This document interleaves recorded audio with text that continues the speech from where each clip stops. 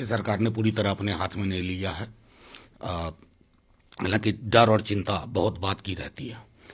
महत्वपूर्ण ये है कि क्या रैलियों को मिनिमाइज करके चुनाव हो सकता है। अब देखिए ना, प्रधानमंत्री जी ही बीते 1 महीने में कितनी दफा गए हैं वहां, बड़ी रैलियां हो रही हैं। उन रैलियों में क्या ये खतरा नहीं होता है कि वायरस के स्प्रेड का? मैं समझता हूं कि एक ऐसा दौर है जहां हमको हर चीज, आप स्कूल कॉलेजेस नहीं अलाउ कर रहे हैं जहां सबसे ज्यादा आवश्यकता थी कि लोग एक टीचिंग लर्निंग प्रोसेस को मीनिंगफुल बनाते। तो मैं चाहूंगा कि सरकार एक बार चुनाव मुलतवी करने के बजाय चुनाव को किस तरह से लिया जाए, इसके तरीके हैं। चर्चा हुई थी जब बिहार का चुनाव हो रहा था ना, कि आप डिजिटल मोड में करेंगे, करिए ना। नजीर कौन पेश करेगा? सबसे बड़े दल के सबसे बड़े नेता को नजीर पेश करना होगा, तब जाकर के बात बनेगी। देखिए, 150 करोड़ जिसके घर से बरामद हुआ वो तो कनेक्शन वाला ही आदमी होगा। अब इस दौर में किसके कनेक्शन से लोग देश के बाहर चले जाते हैं, इसके लिए रॉकेट साइंस के ज्ञान की जरूरत नहीं है।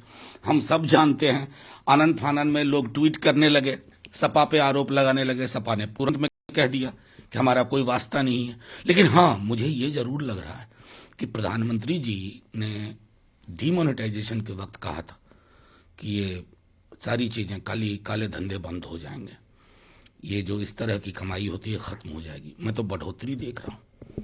क्या डिमोनेटाइजेशन इसलिए था कि एक खास वर्ग तैयार किया जाए, करोड़ों जिनके पास उपलब्ध हो जाए आसानी से?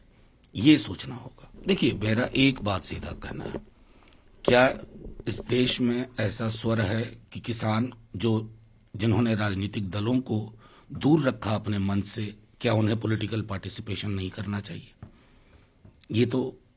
ये मैं समझता हूं कि एक अनर्गल सा प्रयास है उनको, उनके दानवीकरण का, डेमोनाइजेशन का। किसी भी आम नागरिक की तरह उन्हें हक है कि वो संगठन बनाए, संगठन बना के चुनाव में उतरे, अपने को एक विकल्प के तौर पे प्रस्तुत करें और अपनी प्राथमिकताएं बताएं। ये किसी से कोई छीन ले, ये उचित नहीं। और राजनीतिक पार्टियों से गठबंधन भी करें, कोई दिक्कत नहीं है। क्या ये डेमोक्रेसी है ना साहब? ये यहां एक दिन अगर हम सब माली सोचें कि हम अपना संगठन बनाएंगे, राजनीतिक किसी पार्टी से गठबंधन करते, तो क्या अनुचित होगा? मैं इस लोकतंत्र का, हिंदुस्तान के लोकतंत्र का मिजाज बड़ा विशाल रहा है, इसको छोटा ना किया जाए। नहीं, मैं समझता हूं कि क्या जिन व्यक्ति विशेष ने ये कहा है, क्या वो मंत्री पद पे हैं? अगर मंत्री पद पे हैं तो ये गंभीर मसला है। पंजाब में लगातार जो हम देख रहे हैं, सेक्रेटरीज का मसला हो या इस तरह के ब्लास्ट का, ये चिंता का विषय होना चाहिए। पंजाब में सिर्फ चुनावी रणनीति के हिसाब से अगर नीतियां बनेंगी ना, तो हम सबको नहीं भूलना चाहिए कि पंजाब ने कितना भुगता है आज से 30 बरस पूर्व, 35 बरस पूर्व, और देश ने कितना भुगता है अपनी ओछी बयानबाजी में, बेकार की टिप्पणियों में।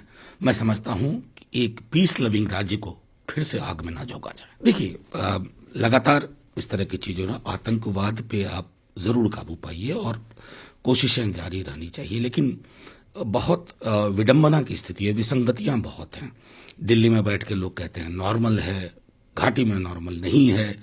एक सेंस ऑफ एलिनेशन फिर से बिल्ड हो रहा है, और ये मैं समझता हूं कि सिर्फ एक पॉलिटिकल रेटोरिक नहीं होना चाहिए नॉर्मैलिटी।